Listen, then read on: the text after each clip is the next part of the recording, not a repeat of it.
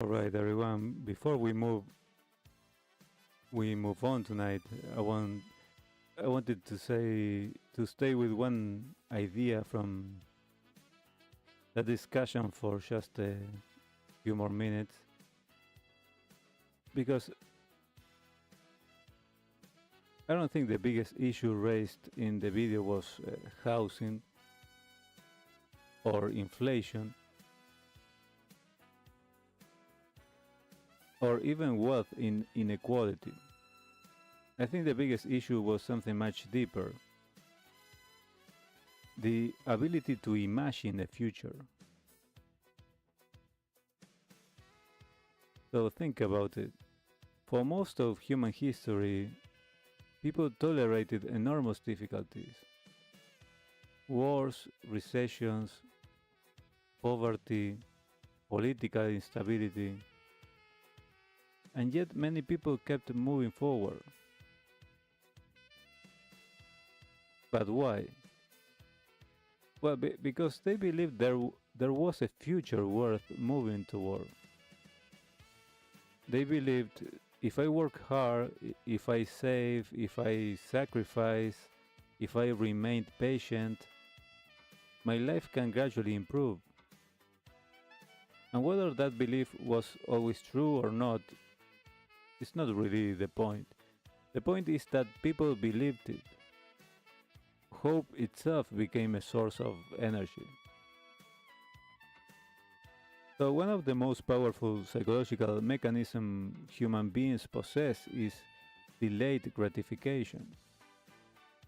The willingness to endure discomfort today because you believe tomorrow will be better. You study because you believe education will help. You save because you believe ownership is possible. You work because you believe progress is possible. Remove that belief and something very important changes. Not just economically, psychologically.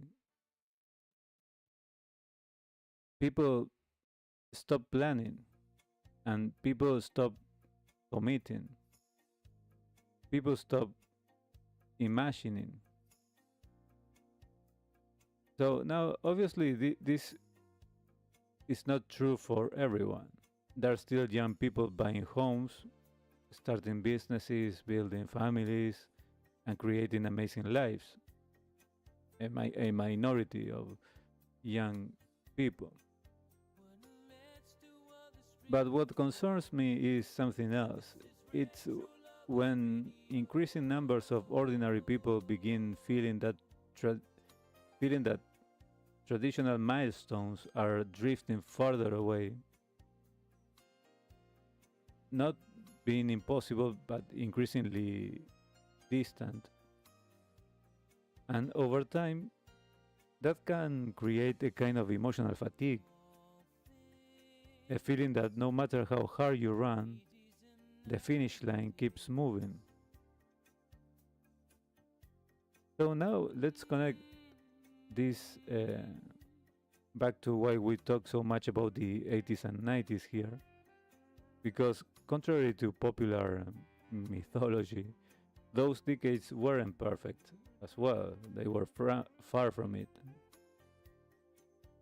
As it was mentioned in the previous video, there were recessions, layoffs, inflations, Cold War fears, crime concerns, political conflict. So people worried back then too. But I think one thing many people remember from that era wasn't that life was easy. It was that the path seemed clearer. Maybe not guaranteed, but visible. You could generally picture the next step. Finish school, get a job, save money, move out, build something. The details differed for everyone, but the roadmap felt understandable. And I think that's what many people miss.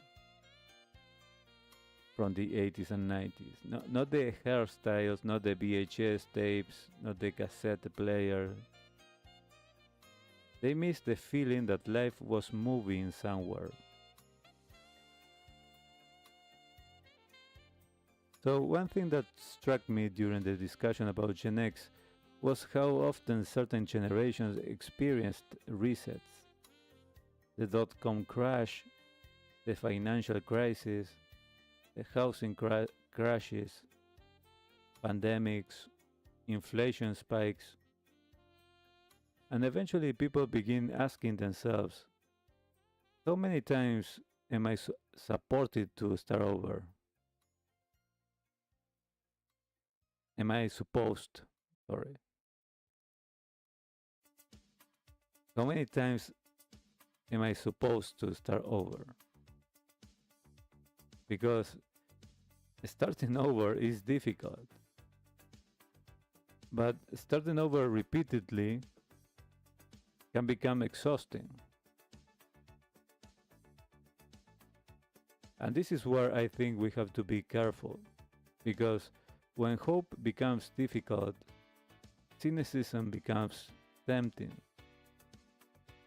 It's easy to conclude that, like Metallica song, nothing matters or nobody cares, the system is broken, why bother? But cynicism has a hidden cost. It protects us from disappointment. But it also prevents us from investing emotionally in the future. And eventually, a society full of cynical people becomes a society that stops building. So, what do we do? Well, I don't think the answer is pretending everything is fine. And I don't think the answer is pretending everything is hopeless either. I think the answer is somewhere in between. Recognizing the challenges honestly without surrendering to them. Because every generation inherits problems. Every generation also inherits opportunities. And while we may not control housing markets or national wealth distribution or interest rates, we do control some things. The skills we learn, the relationships we build, the communities we join, the way we treat people, the habits we develop. And those things still matter enormously. So perhaps the most important thing we can take from tonight's reflection is that a healthy society doesn't merely provide people with survival. It provides them with believable reasons to invest in the future, to save, to build, to commit, to dream, to plan. And whether you are 25, 45, or 75, I think that's something worth preserving. Because once people stop believing tomorrow can be better, society loses something far more important than money. It loses direction. And that's something every generation should care about.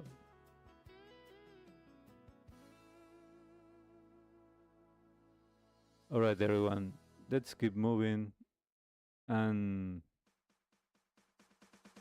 that brings us to the end of